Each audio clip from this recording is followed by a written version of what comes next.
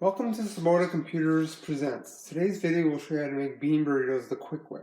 Get a version of the beans in the can, any brand you want, put it in the bowl and smash up with a fork.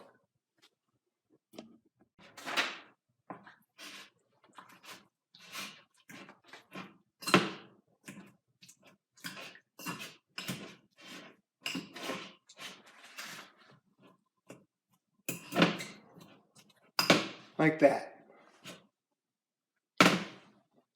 Put the bowls in a smash with a fork, put in the microwave for about 2 minutes or 2 to 30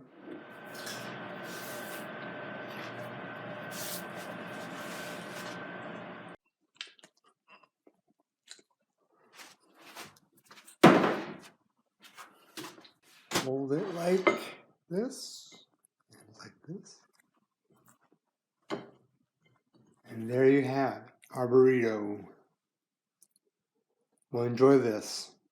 I'll enjoy this. Thank you for watching.